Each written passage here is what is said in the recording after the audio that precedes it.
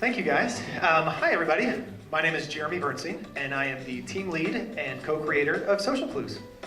Laird did a great introduction there. Social Clues is a unique project. It is different from any of the other games you're going to see today, and that's because it's a hybrid. It's both a video game and a therapy tool.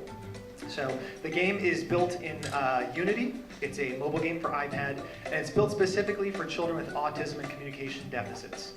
And that's because children with autism tend to have difficulties. They struggle with communication. They have a hard time with social interaction, conversation, taking facial cues, etc. So this game focuses on those very social skills and social cues, if you will, that sometimes we take for granted.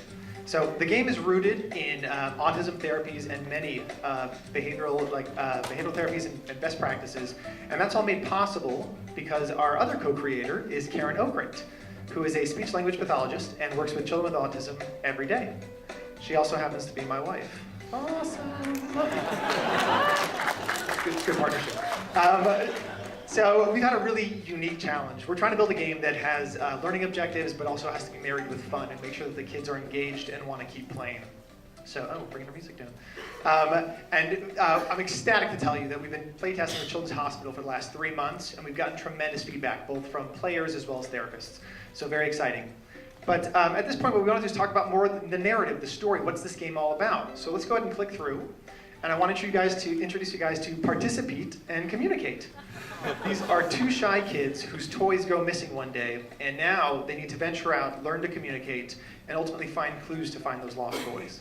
So in our story mode, we actually have a full adventure, like a full mystery the kids solve and go room to room. But today what we're going to focus on is our create a level mode. And what that does is it allows parents and therapists to customize the playthrough experience and really tailor it to their child's needs. So to talk more about that, I'm going to hand it over to our lead producer, Colin Horgan. Hi everyone, my name is Colin Horgan, lead producer on Social Clues. So one aspect of autism that we had to keep in mind during the development of this game is that it's a spectrum. Not every child with autism has the same needs. Some might need different lessons from others or to reinforce certain lessons or therapies. So that's why one of the important functions of Social Clues is to provide this create a level mode so that parents and therapists can go in, create an individualized level specific to the needs of their child so that they can create individualized lesson plans that will be the most effective. The first part of the create a level mode is to actually choose the environment that the level will take part in. We have 3 environments, bedroom, classroom, and the cafeteria, all of which are environments that a child playing this game would be familiar with. This uses a therapy technique known as social narrative, where we put real-world scenarios and problems within real-world environments that the child would be familiar with to help reinforce it when they apply these lessons in real life. So let's go ahead and select the classroom because the level we want to create needs a classroom lesson. And this brings us to our character selection mode, where we can see all the lovely characters that our child can interact with. Selecting each character shows a title card that says a specific lesson that the child will learn while interacting with that character. Each character has a purpose. By conversing and interacting with these characters, the child will learn specific pragmatic or language lessons that they can carry into the real world. So we can select up to 4 characters for a level, but for the sake of this presentation, let's just select 1. Let's go to Gabby, and then at this point, I will hand it back to Jeremy to talk about the character interactions. Okay, Katie, this is the classroom. Try to find all the lost toys in this room. All right, thanks, Colin. Let's talk to people and see what we can find. Oh, you. Thanks, Colin. All right, so immediately when we start the level, what we're going to see is that this is a top-down view. And the goal here is we want our player to be very comfortable in their environment, familiar, know what they can interact with, no surprises, very important for children with autism. Some other things in the HUD I want to draw attention to is in the bottom left, you'll see the lost toy that we're looking for, or toys that we'd be looking for. And this serves as a constant motivator and reinforcer. Some friends. Let's see what they're talking about. You know what, let's jump to him. He keeps butting in, huh? This is Sherlock, you guys. In the bottom right, he's the family's pet parrot, and he's the only experienced communicator in the family. So naturally, he becomes the guide on this adventure, but he's also our in-game therapist. So he's going to provide constant feedback and directions for our player. So that being said, let's go ahead and tap on Gabby and see what's going on with her and her friends. Talk to Gabby? Okay. You guys pay attention, listen in. My favorite movies are cartoons. I like cartoons too, with songs and princesses. Do you guys play soccer? Have you ever scored a goal? Huh? Soccer? We weren't talking about soccer. I have 10 soccer balls. I play soccer every Sunday. Go ahead and pause it there. Okay, what we just watched was what we call a story sequence. And what this is it provides backstory, a background on the characters, so that before a player jumps into a conversation, they can understand more about what's going on. This is also really important because it teaches cause and effect. Children with autism have a tough time understanding maybe that one action will lead to another, so we're trying to work on that too. And all of this is testable material. I told you to pay attention because in a moment we'll challenge this little scenario and make sure they remember what happened. So from this point out, we do have full voiceover. We got many talented actors from the School of Cinematic Arts, but unfortunately we're going to mute it just so we can talk more about the rationale behind our choices. So. Let's prepare for the conversation. Start by standing in the right place. We'll or mute it talking now. to friends. Now. Use your finger Now. to move to the right position. And now. Well, okay, so you guys get more of a taste of Sherlock. All right, so the first thing we want to do is prepare for a conversation. The key here is we want our players to learn about what it means to stand in the right space, personal space, or make eye contact. So that will vary character to character or based on a group. But in this case, let's go ahead and stand in the right place. Let's move to where we should be. And now we're ready to engage in the conversation. Or are we? So what you'll see is a gauge just appeared in the top left, top right for you guys. What this represents is our 5 steps for communication, our roadmap. And every star there correlates to a step in the process. So we start with the first step, which is emotional awareness. Children with autism tend to have a very tough time reading facial cues. Other people are feeling. So here, we need to look not at Gabby, but rather at her friend and see how he's feeling in response to her chatting away. So he looks pretty frustrated. Let's go ahead and tap there.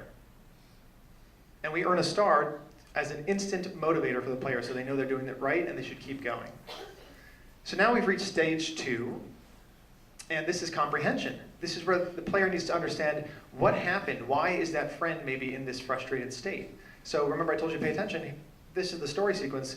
Which one was it? Well, they can be challenged because there are elements of each one in here, but ultimately it's the last one. Gabby was talking about a different topic.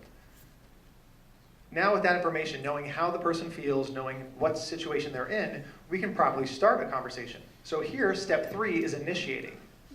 And what you'll notice is we give 4 text choices.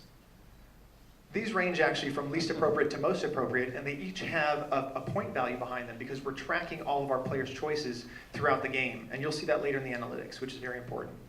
But let's say a player wanted to choose the incorrect choice. So let's go ahead and choose the incorrect one. Everybody listen to me. It's probably not the most appropriate way to start, but rather than give negative feedback, Sherlock utilizes a therapy called errorless learning. And what this is it's motivating by not saying, no, that was wrong, but rather, let's try it another way. Let's approach it again. Keep at it, you can do this. And so we're always motivating our player to keep learning.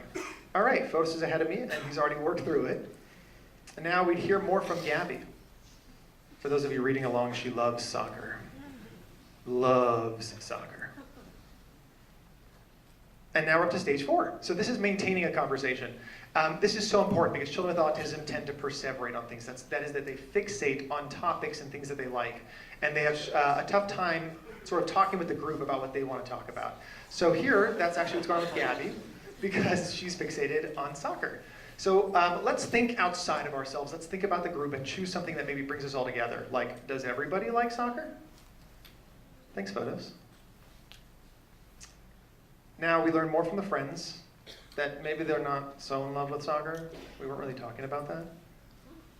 And so we get to the root of it all, which is step 5, and this is called problem solving. Step 5 is important because children with autism have a tough time with conflict resolution. And by that I mean solving problems in a manageable way. So here, what we're doing is giving the player the opportunity to help them solve a problem. But more true to reciprocal conversation, the back and forth of our everyday, is that when we interact with other people, they may have a problem that we can help with based on the information we have, or vice versa. We may actually need their help and they can help us because they have information. So it's encouraging interacting and engaging with people. So let's go ahead and choose the right choice, which in this case is learning to talk about what the rest of the group is talking about. And at this point, you'll see those 5 stars are glowing, the sparkly animation, yay, woo-wee, right? That means we have completed the hard learning of social clues, the conversation and communication component.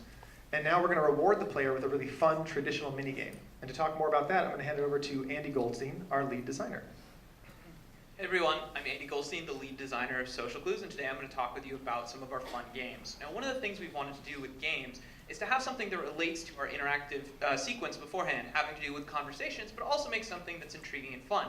As you can see in this game, the friend on the left is talking about a tennis ball, and the friend on the right is talking about a baseball. And so Gabby has to go through her head and figure out what kind of thing relates to those two.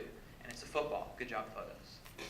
So one of the things that we've done with these is we've actually created them to have a little bit of scalability, in that you'll see here that there'll be one more wrong option.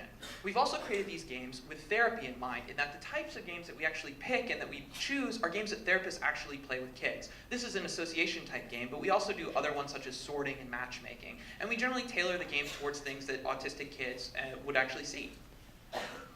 Going back to scalability, we've also made these mini games so that you can go back and do them again. Once you unlock this, which is easy mode, you can go and actually play it in medium and hard. And in medium and hard, there are multiple choices. Medium would have 2 right answers, and 3 would have 3. Hard would have 3. And so what we're trying to do is that, because autism is a spectrum, some children might be really good at these mini games and some might not, and so that you could go back and play them at your own pace. Now that we've finished the mini game, we've actually reached a resolution, and that the NPC has learned something, and also hopefully the player character. And we had a great conversation too.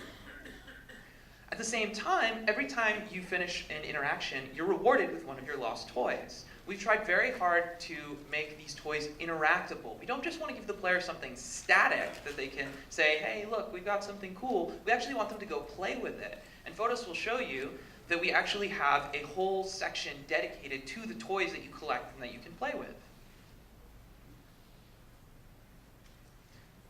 So Photos is going to go into the coloring book, and you'll see all the different types of things that you could have collected: markers, pens, pencils, and then you can actually go in later and draw them. Photos has had lots of experience doing this, and so he can do social clues and say, yay! So this is one of the rewards that the children get, and I'm going to pass it over to Karen to talk about some of the rewards for parents and therapists.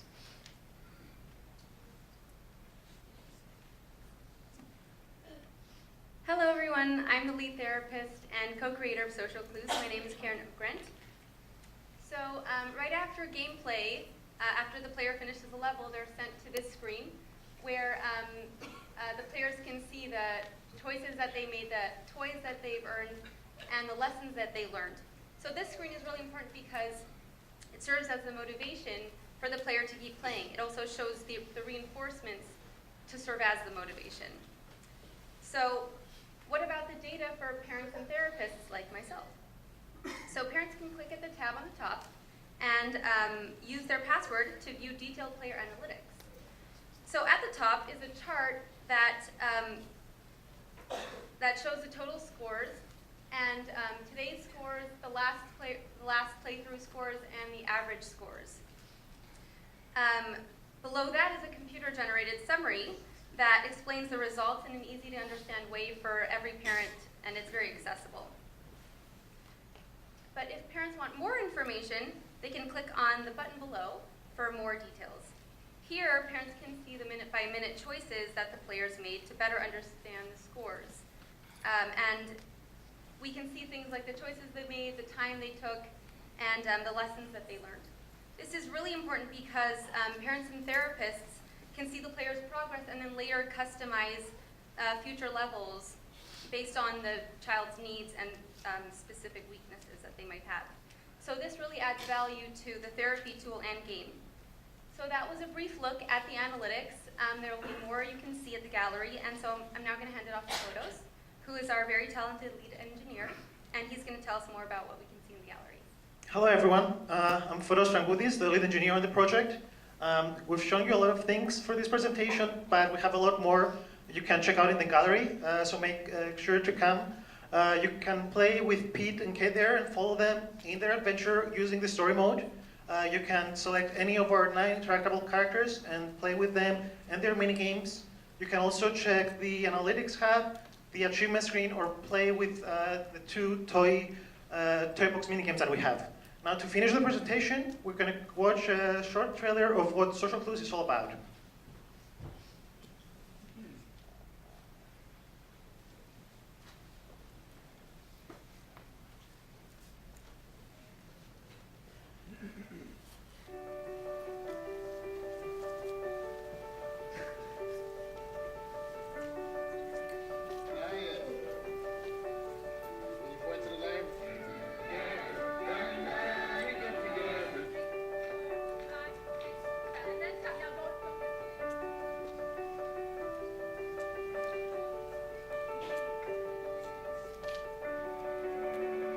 It's called Social Clues.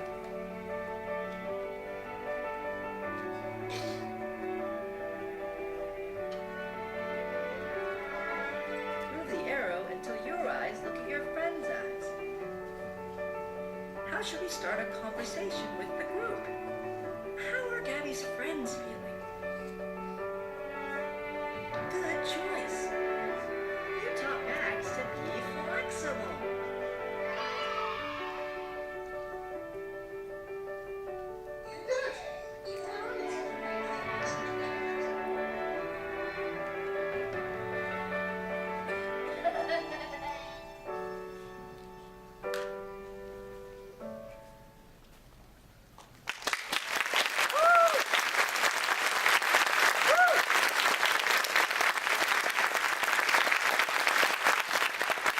Thank you guys, really appreciate it. But we really could not have done this without all of our amazing team members. I'd like to call everybody up on stage. This has been a collaboration across 10 schools, 7 on USC's campus alone. So amazing people, come on up, don't be shy. Let's do it. We are 45 strong. We'd also like to thank our professors, our PAs, our industry mentors, our playtesters, our therapists, and our clinicians, all of who have had tremendous valuable input. And of course, thank all of you for being here today. So we encourage you to join us in the gallery, see more of what Social Clues has to offer, ask any questions you may have. If it's not already obvious, we love to communicate. Thank you for your time.